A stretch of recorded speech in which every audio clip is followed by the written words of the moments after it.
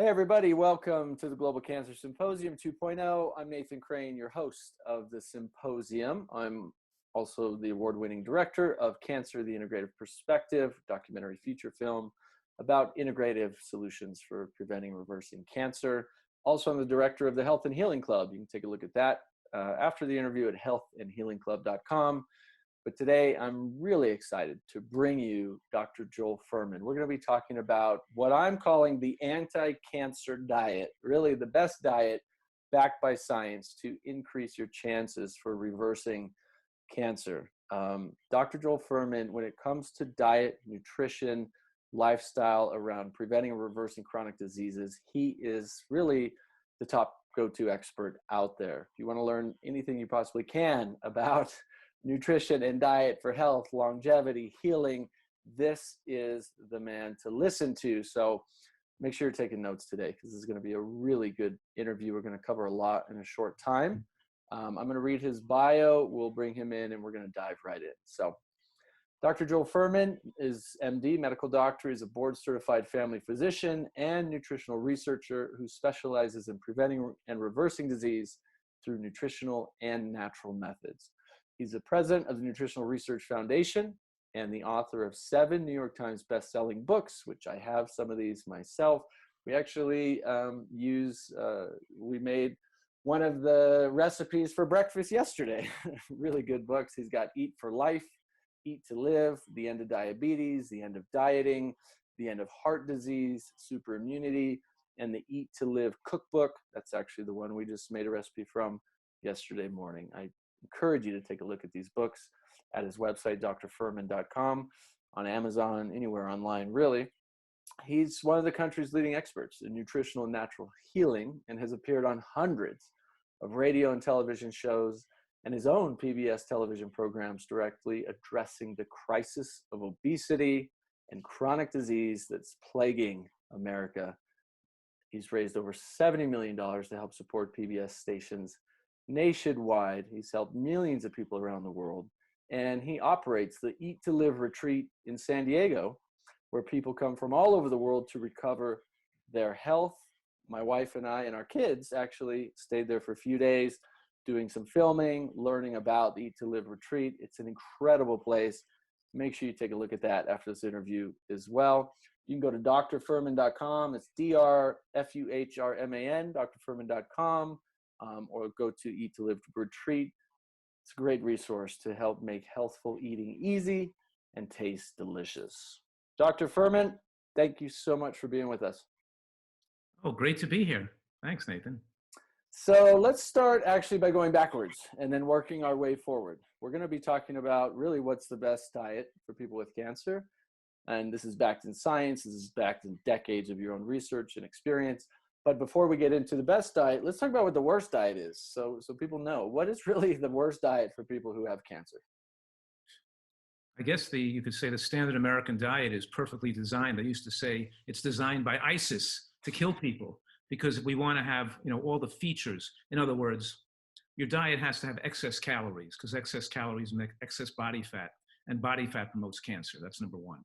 Number two, you want to have a high glycemic load because the extra insulin is pro-angiogenic, which permissively allows cancer cells to replicate. So you want to have a high glycemic diet, including a lot of white rice, sweeteners, honey, maple syrup, white potato, white bread. I always say the whiter the bread, the sooner you're dead. Don't trust things that are too white, like cocaine and cigarettes and white bread. And these are, pizza. Okay, and then on top of that high glycemic sandwich, you have a lot of animal protein, which also promotes IGF-1, insulin-like growth factor 1.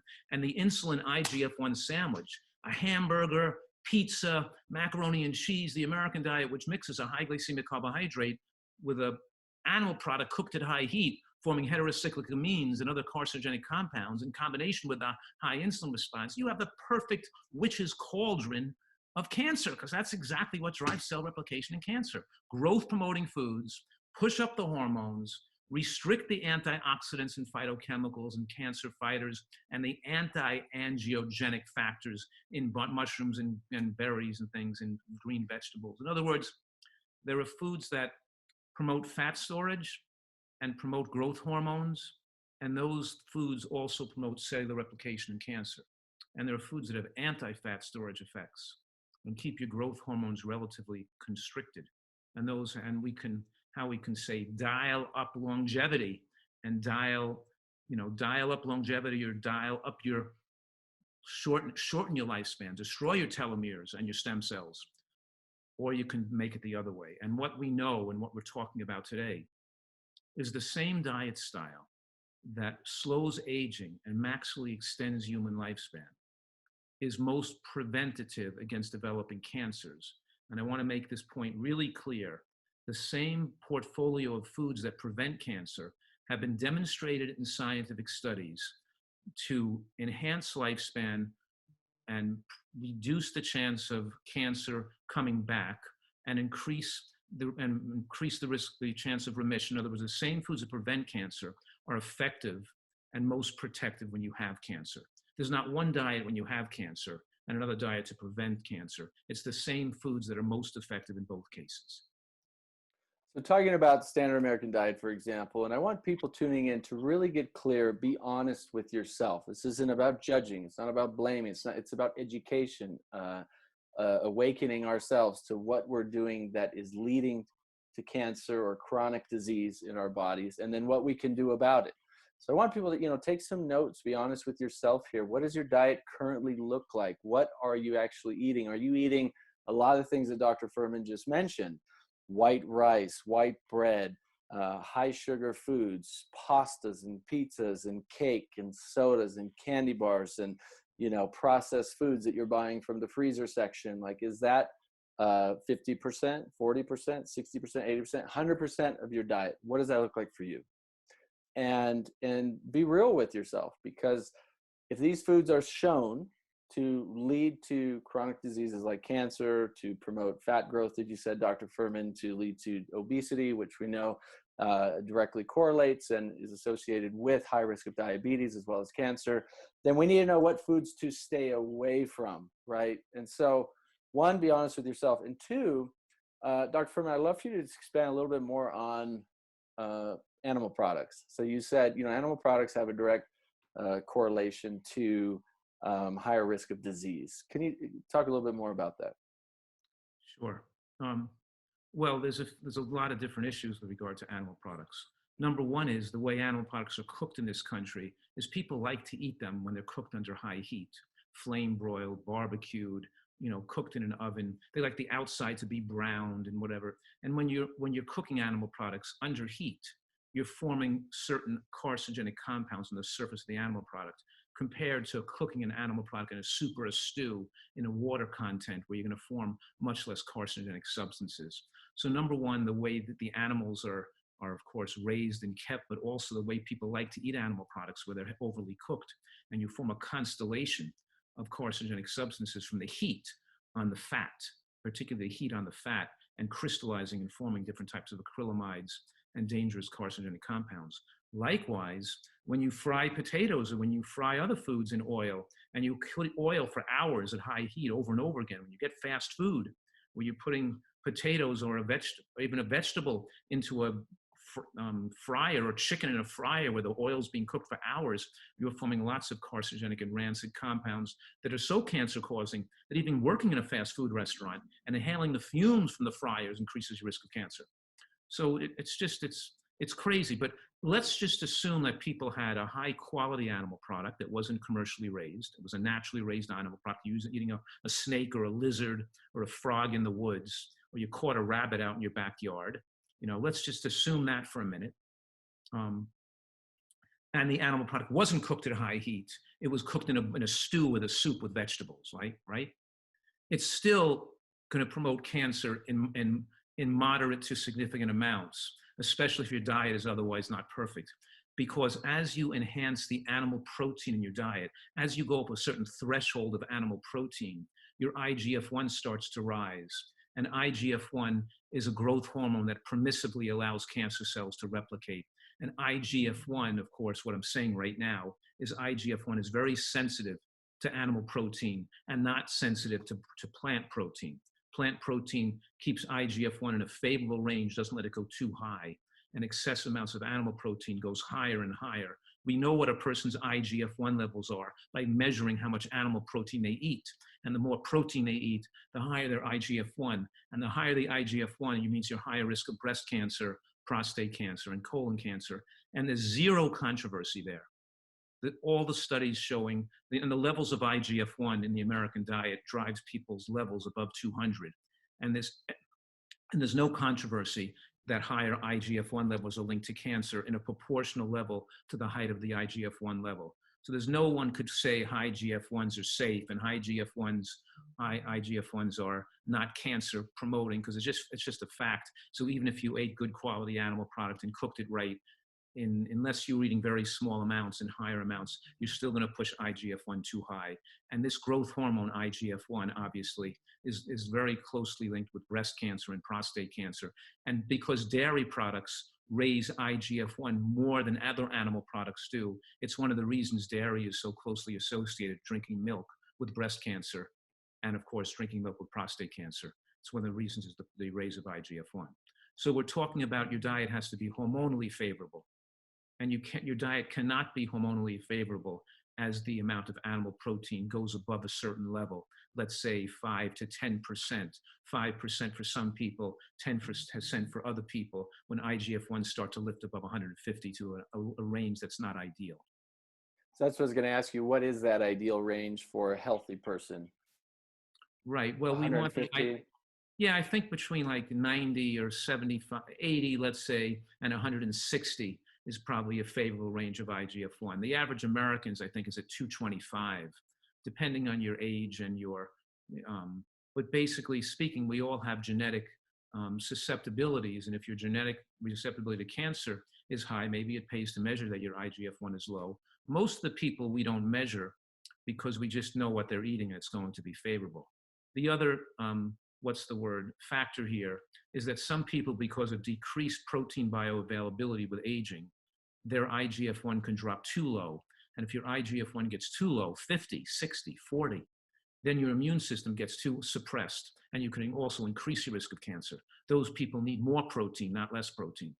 What we find in the Seventh-day Adventist Health Study 2, which was so fascinating, when we give that study such a high degree of credence, because not just the large number of people, but also the fact that they have vegans and near vegans and people eating a little bit of animal products, and some people eating fish and vegans, and some, pesco, and some people with lacto-ovo vegans, and some people with more animal products, some people, so we have the whole different cohorts eating different diets. And we could see with these large numbers of people, following them for decades, how long they live and what they die of. And what they find, which is really fascinating, is more plant protein in the diet extends lifespan, reduces risk of cancer, and more animal protein increases risk of cancer.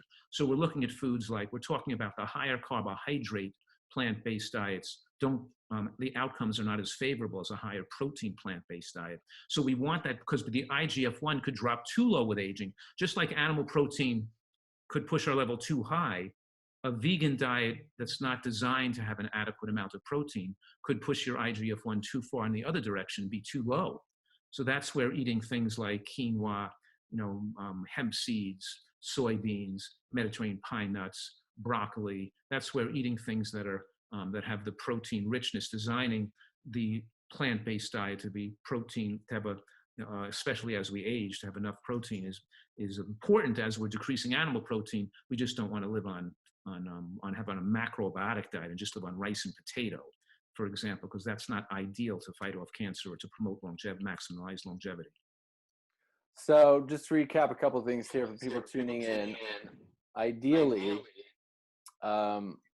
if someone's on a high meat diet or an animal product diet, you want to decrease that as much as possible, get off it completely for most people. But you're saying if there are some people that just aren't ready or willing to completely remove all animal products from their diet, 5 to 10% in their diet should be maximum for most people, right? So that's like if you have a plate, you got vegetables, you got quinoa, you get some beans, you got some rice or whatever else, your 5% of that with animal products going to be like a very small piece of chicken, right? 10 ounces a week, let's say. You're using animal products as a condiment or a flavoring to flavor a dish, to put in a soup or a stew. You're not eating it as a major source of calories. We're using it as a flavoring if they can be using, let's say, 10 ounces a week. However, I'm saying if you're going to ask which is healthier, to be a strict vegan with the right supplementation of B12 and DHA and zinc, or to get those from animal products, the answer that the data seems to suggest that a properly supplemented vegan diet is most likely for most people more lifespan enhancing. However, as you just were saying, there are some individuals, even with an ideally designed vegan diet where you're eating all the high protein plant foods and you're supplementing it conservatively and intelligently, there are still some people whose IGF-1 could drop too low, and it might be conducive to longevity to add some animal product to their diet in small amounts, because those individuals need the extra protein, and otherwise they don't produce enough hormone. So there's some adjustment that might have to be made for some rare individual who's not assimilating protein well. I just want to make that clear. It's not necessarily a one-plan-fits-all approach. Sure, it's going to work for most people, but really getting some testing and getting, working with someone like yourself, an expert in the field, to find out what someone actually needs is obviously ideal. Right. And we're talking to, a large global audience here, a lot of people who have cancer, trying to prevent cancer. And so when you're talking about protein, especially getting majority or all of your protein from plants, what does the data tell us in terms of the adequate amount of protein from plants that we need in general for longevity and for prevention of cancer? Yeah, I don't want people to get too hung up on this protein thing, because almost any assortment of if you're eating a healthy diet, especially the type of what I call a nutritarian diet, which is high in greens and bean vegetables and includes usually at least 1.5 ounces of nuts and seeds, eating hemp seeds and flax seeds but in other words, if you're eating all these foods that are healthy and the full variety of plant foods, then you're getting a lot of high protein foods. Like beans, for example, are about 30% of calories from protein. They're like have the protein of meat. But when you consider that almost 25% of the carbohydrate content in beans are resistant starch, which the carbohydrates don't get absorbed into the bloodstream, they pass into the toilet bowl, which means that the actual total percent of protein is the amount of absorbable calories from beans is more like 40%. So we're talking about when you eat green vegetables, which are like 40% protein, and green beans, which are like 40% protein, that's more than animal products have. And then when you're having nuts and seeds on top of that, which also have a nice protein boost, it's not an issue if your plant diet is designed appropriately. It's only with these sloppily designed plant-based diets, or these diets that are, advised by certain gurus that are obviously, more using one food too much, or not having a good enough design to make sure you have protein adequacy for the elderly, especially, and for the young children too.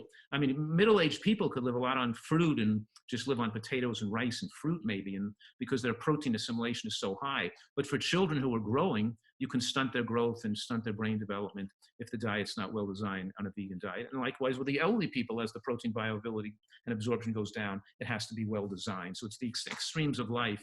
We're talking about people that are more frail or growing children, then the attention to the diet is obviously more critical. Now, is there like a ratio within a range that someone should be aware of? Like, oh yeah, you were asking that. Well, you get about 30 grams of protein for every 1,000 calories you eat. So let's say you can design the diet to be a little more protein rich, like 40 grams. So let's just say between 30 and 40 grams of protein per 1,000 calories, based on how well you designed it. And then if you're a bigger guy and doing more exercise and burning more calories, or you're pregnant, you need more calories, and you're eating 2,000 calories, then you might be getting 60 to 80 grams of protein. If you're a power lifter or a professional athlete, you're eating 3,000 to 4,000 calories, you're probably getting 120 grams of protein, which is sufficient. So as you're smaller and don't need the calories, you also don't need as much protein. So the protein goes up, let's say, about 30 to 40 grams per 1,000 calories is appropriate. And if you want to push that up to 40 grams per 1,000 calories, if you're a professional athlete or you want to push the envelope of muscle development, you can do that a little bit. And in terms of, calories in, calories out, right? In terms of weight loss, in terms of dealing with obesity, in terms of actually, if people are really serious about changing their diet, getting healthy, wanting to reverse cancer more naturally, how do you help people figure out how much food they actually need to eat? Should they be counting calories? Should they be tracking protein and macros and so forth? We don't really have to, because what we do is we are eating somewhat a moderate caloric exposure. We don't want to eat excess calories. And we can help monitor that by our body weight to a degree. In other words, what I'm saying right now is that if you're overweight, you've been chronically overeating food more than you need. And I consider a nutritarian to be somebody at their ideal weight, or moving to eating a diet where they're losing at least 2 pounds a week, moving towards their ideal weight. And I use that 2 pounds a week guideline or kilogram a week as the minimum weight loss acceptable to be eating healthfully if you're overweight. And we see that as people are losing 2 pounds a week or more, their IGF-1 goes appropriately, their diabetes, their insulin levels drop, their insulin resistance goes down, their production of angiogenesis promoter goes down, their production of estrogens go down, the inflammatory markers go down, the white blood cells start to drop. We see all the beneficial effectors that measure inflammation decreasing as they're losing weight. But if they're overweight and they stay at that overweight condition, at a stable weight, you see these inflammatory markers and these abnormal measurements of bad health don't go down. So an ideal weight for a male should be a body fat below like 12.5%, at least below 15%. For a female, it should be low. It actually should be below 22.5%, but at least below 25%. Above 25%, you're not healthy. Above a male, above 15% of body fat, you're not healthy. So I'm almost 67. I'm going to be 60. So, and my body fat's still almost pretty close to where it was in my 20s and 30s. I still have close to a 10% body fat. And I'm not saying everybody has to be as lean as 10%, but I'm saying that you shouldn't be over 15% for sure. Males should be, so how much should you weigh? We want to be, we want to have muscles, but we don't want to have extra fat on our body. We want to, so then you're saying calories, and you're eating so healthfully, you're not driven to become a calorie consuming monster. It's all the oils and the sweets and the processed foods that drive people to feel they have to overeat, plus the nutritionally deficient drives overeating behavior. When you're eating all these healthy foods, you don't have to overeat, and you feel satisfied with less calories, and you let hunger be a guide. You eat when you're hungry, and you don't eat if you're not hungry. And you can use a scale to help you, and to help you make sure you're at appropriate weight for you. We even have one of those in-body tests which measures body fat, which is very motivational to sell people. Like, look, you weigh 110 pounds, but you're 5 foot tall, or you're 5'1", and your right weight should be 100 pounds, even though you really shouldn't be 110 pounds. You should be closer to 100 pounds according to the scale, which says your body fat's still above 30% at 110 pounds. So you need to exercise, build a little more muscle, and get, maybe put on 3 pounds of muscle and take off 7 pounds of fat. You know what I mean? So we adjust that accordingly. And so one of my primary principles here is just moderate caloric restriction, just a touch calorically restricted. In other words, that means waiting to eat till you get hungry, not eating after 6 o'clock at night, going to bed on an empty stomach, eating enough, but you got to get out of the habit of excessive eating and eating for recreation. Because when you just moderately caloric restrict a hair and just undereat a little bit, then it slows your metabolic rate down. And then your body can devote its energy towards healing, repairing, and fighting off cancer. Let me say this one more time. When you eat excessive calories that cause weight gain, of course it causes all these angiogenesis promotion, high insulin resistance, promotes aromatase, producing high levels of estrogen. It creates inflammation. You spew out cytokines and lipokines. It's dangerous. But the overweight condition also speeds up the aging process, aging your telomeres and your stem cells. Because your body, when you're taking extra calories, it raises your metabolism. So it raises your body heat. Your thyroid function goes up. And your respiratory quotient, the amount of calories burned through breathing, your body tries to burn off those calories and raising its metabolism, which ages you faster. Raising metabolism is not a good thing. When you just moderately undershoot calories a little bit, the body's resistant to losing the weight. Like, I already have a low body fat. I exercise. My body doesn't want to get thinner than this. So when I undershoot calories, it slows down my metabolism to prevent weight loss. And in doing so, it lowers the respiratory quotient, lowers the thyroid function, lowers the body temperature. My body can devote itself to preventing excessive and abnormal growth.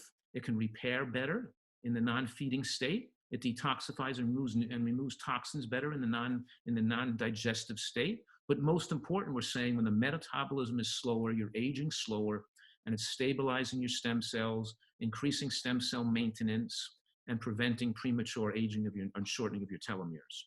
That's the secret sauce here. to a nutritarian diet, which people don't understand. It's a complicated issue. I don't know if they're going to get this all, but at least they'll start to get an introduction to this. Yeah, I mean, you covered a lot there, but you also made it super clear, which I love, which is overeat, excess calories, you're going to have problems.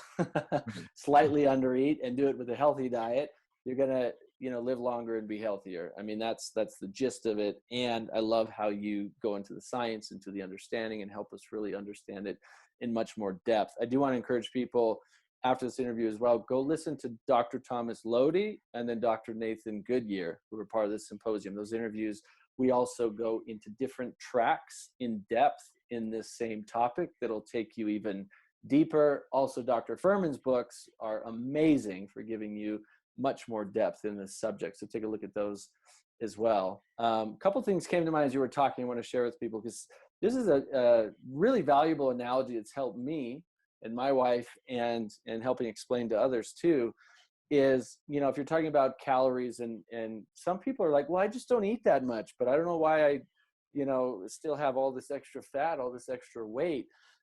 One potential reason for that, I think, is that I've seen, like, let's say you eat some potato chips, right?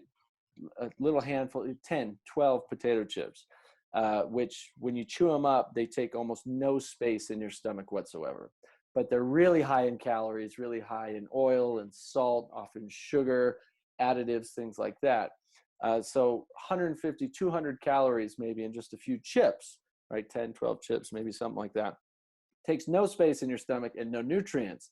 Versus you take, like I just had for lunch, a big plate of broccoli. And I just, warmed it up in the oven, ready to go, put a natural dressing on it. This huge thing of broccoli has about the same amount of calories as this little tiny amount of potato chips, but it fills my stomach with that fiber and with the nutrition. So now I'm not craving and hungry for something else. Whereas if you're eating some chips or some ice cream or something that's low nutritional value, high caloric intake, you're going to continuously be hungry. You're not going to be satiated, as you were talking about. You're not getting the nutrition your body needs, and you're going to overeat and not even know that you're overeating. Well, right? that you bring up a very important point, because when you take in concentrated calories in that form, the calories rush into the bloodstream very rapidly.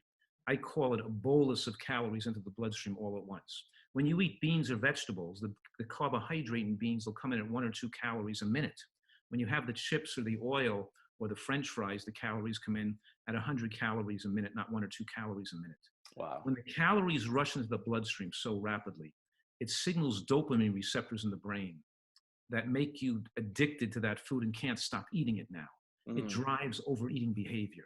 So what I'm saying is there's lots of mechanisms. Dopamine is one of the behaviors we're talking about, but also it launches fat storage hormones that now stimulate angiogenesis. And so from the rush of calories, we're talking here the fact that when you pour olive oil on your food, because of the caloric richness and how fast the oil is absorbed, it's an appetite stimulant, but it also stops you from losing weight. It says a signal to the body, don't burn fat and break it down. Take this fat, get it out of the bloodstream and store it away into your fat storage. And we say from the lips to the hips in 5 minutes flat, because the body stores fat very efficiently and rapidly, and your body's not storing fat and trying to break down fat simultaneously. That turns off fat breakdown for the next few days.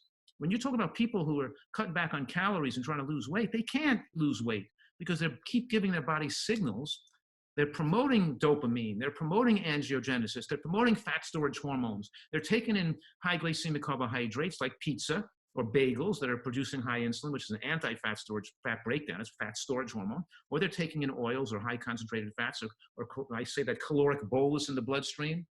I call it fast food. I wrote about that in the book Fast Food Genocide, how we're defining fast food as not just food you buy in a fast food restaurant, but food that's accessed fast and absorbed into the bloodstream fast.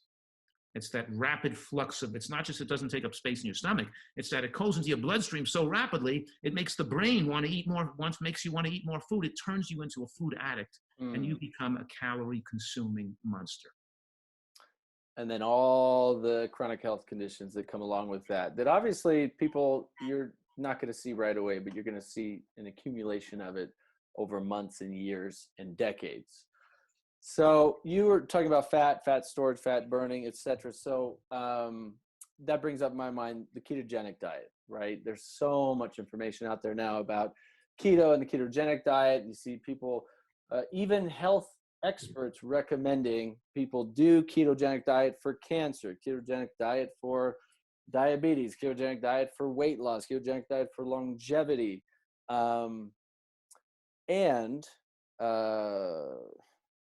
I won't say anything about it. I'd love to hear what you know about ketogenic diet in regards to cancer and longevity, what you know about it in terms of the science and the data, and what you know about it because you've been working hands-on with people dealing with these chronic health issues for decades. Absolutely. It's important to learn about this because it helps clarify and crystallize how you're thinking. First of all, it's very important that people understand the difference between a short-term study looking at soft endpoints versus a long-term study that goes on for decades with hard endpoints, with large numbers of people.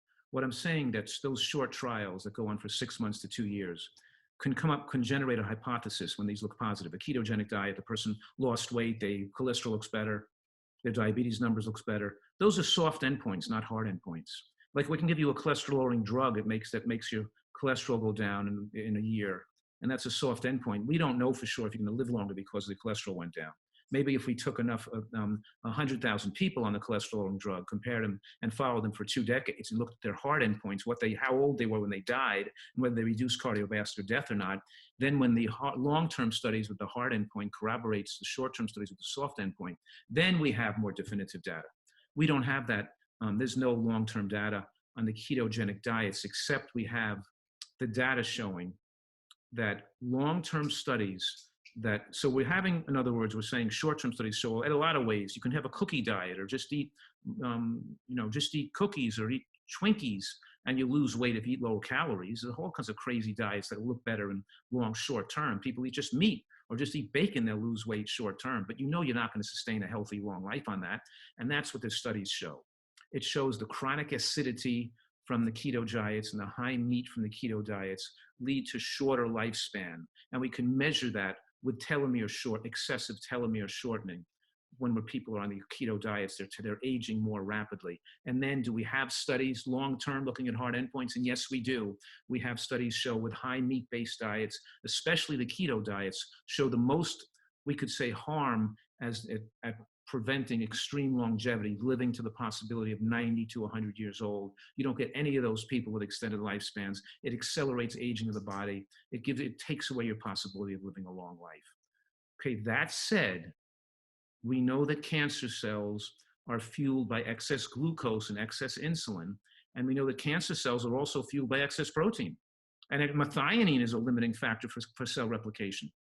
What I'm saying right now is the studies we have that have the most definitive effects against cancer is that putting the foods that have the most anti-cancer benefits and we have a lot of studies on flax seeds and chia seeds producing higher 71% decreased death when women with breast cancer were tracked for 10 years. We have studies on green vegetables being to suppress genetic alterations and extend lifespan in cancer patients. We have that data on mushrooms. We have that data on onions reducing risk of death from cancer with people who already have cancer. We have all the data on these foods, and putting together the portfolio of a high antioxidant plant-based diet without the negative of the animal products seems to afford people the opportunity to prevent and reverse cancer much more effectively than a keto diet would, except there's a few exceptions here. One exception may be brain tumors. The studies on brain tumors are that they don't respond to, because most of these, to methionine restriction, they do respond to, there's studies showing that you can shock it by not having too much glucose or insulin response to a brain tumor. So I have had some patients with type of brain tumors we put on a plant-based keto diet. We made the diet very strict, avocados, nuts, green vegetables, and a lot of foods that were, and we did seem to, it apparently looks like the person got tremendous lifespan enhancement, and because they were predicted to be dead, and we're seeing some response in how could you say, in the advancement of their brain tumors.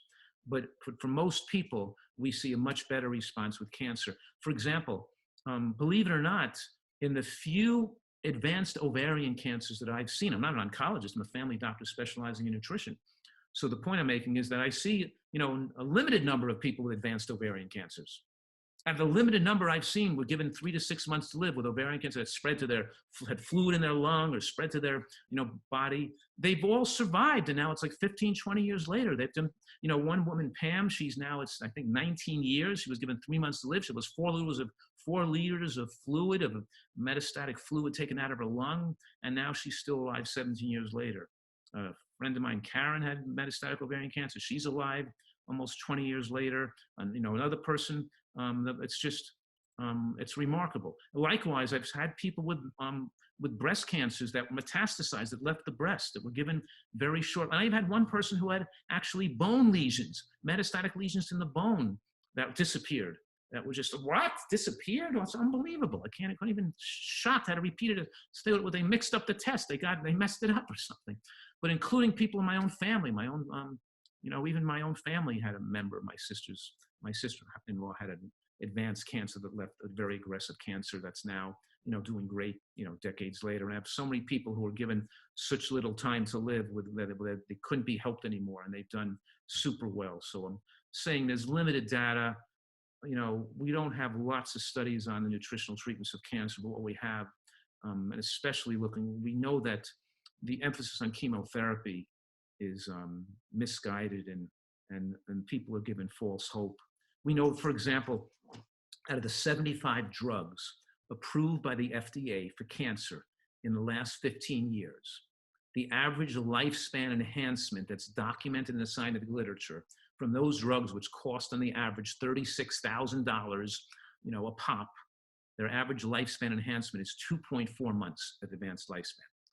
So we know that what doctors can do is very, very limited. And we're not living on the war on cancer that was started by Nixon, and the $105 billion spent on the National Institute of Health on producing drugs to fight cancer has failed. We've lost the war on cancer. Drugs don't work to fight cancer. And what I'm saying right now is nutritional excellence is where the money is. It gives us control over health destiny. And you don't have to get cancer. And the answer really is vegetables. But people don't like that answer. They want a different answer. They want a magic pill they can take so they can eat donuts and pizza and hot dogs and bagels and not get cancer. But life is not a fairy tale. That's nonsense. You can't put cancer-causing foods, go out and eat white bread and bagels and pizza and burgers and think you're not going to get cancer. You can't disallow the biological laws of the way the body functions. If you want not to get cancer, you have to eat healthy. You have to eat a healthy diet, which I call the gold standard of healthy diets designed to maximally extend lifespan and prevent cancer, is called a nutritarian diet, because it includes the full portfolio of foods that have been shown to be most protective against cancer. And they are easy to remember by the acronym GBOMBS, GBOMBS, greens, beans, onions, mushrooms, berries, and seeds. And the combination of these foods put together in the same dietary portfolio is when the magic happens. I just have to say that the fact that you brought up these, 75 drugs that have been designed in the last 15 years for treating cancer, they're so expensive, and an average lifespan enhancement of 2.4 months on average in general, honestly, should be criminal. I know the doctors prescribing these drugs are, they have good hearts, good intentions, many of them. Unfortunately, many of them are misguided because they don't understand what you yourself are a medical doctor that looked at the research, went down the path of understanding, all right, what can we actually do that's better, that enhances longevity, that helps people heal? And, you have become an expert in this field and have been for a long time. And I think this is so important for people tuning in. I'm never encouraging anyone, don't do conventional therapy. If that's what you want to do, that's your choice. But what I do encourage people to do is learn as much as you can about this subject before choosing any kind of therapy, conventional or otherwise, because The more you know, the more empowered you are. The more you know about diet, about exercise, about lifestyle, about what actually prevents or reverses cancer, as well as what causes cancer. That's what the symposium is about, is giving you that education. The more you learn about it, the more empowered you'll be to actually act in the best interest of your health and longevity. I know there's, the biggest study ever done on chemotherapy, which has hundreds of thousands of people in it. It was both Australia and the United States. They found that the effectiveness of chemotherapy among, all of these people was only 2.5% effective, which means it has a 97.5% failure rate, right? And that's one of the number one things that's being recommended for people with cancer. Is something you have to know what kind of cancer you're treating. And in other words, most common cancers are postmenopausal breast cancer and prostate cancer, which are slowly growing cancers. And chemotherapy is not effective for cancers that are replicating that slowly, because they mostly only kill cells that are replicating more rapidly because they open their DNA up to be killed by the chemotherapy. But there are premenopausal breast cancers that are more aggressive and multiplying very rapidly, the more deadly cancers that are going to kill you. Those are the ones most susceptible to chemotherapy. So in other words, when you're a child and you have acute blastocytic leukemia or an acute leukemia, maybe the chemotherapy might be useful. Sure. It's the common everyday garden variety cancers where the later in life breast cancers or later in life prostate cancers, where they push chemotherapy, where most chemotherapy is used, where you get very little benefit.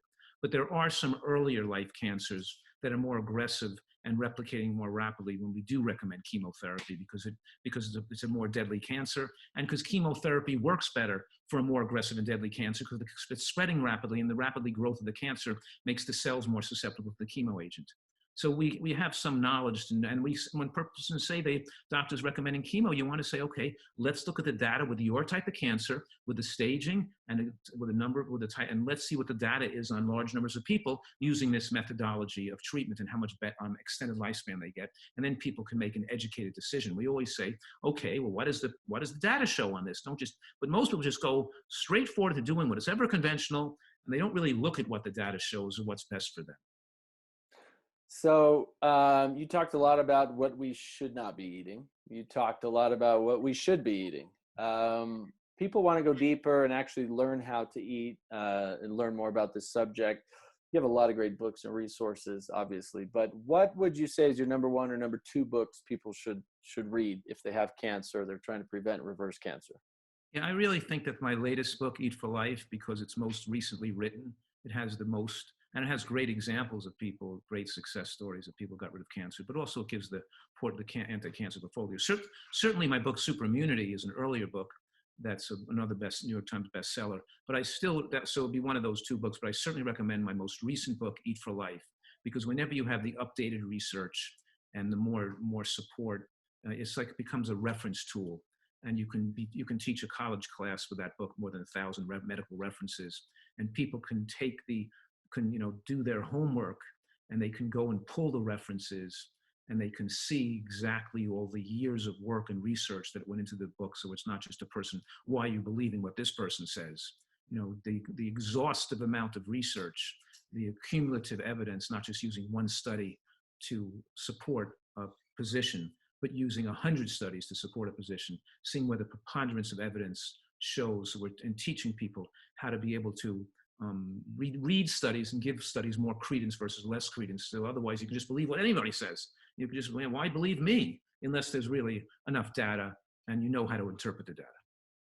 Yeah, so the books I know are a great place for people, great resource to start diving in deeper. Obviously, if you're very serious about this change in your own life, you can go to the Eat to Live retreat, and learn hands-on from Dr. Fuhrman and his team, get deeper education, understanding, actually learn how to cook and make your meals in a way that is following a nutritarian diet.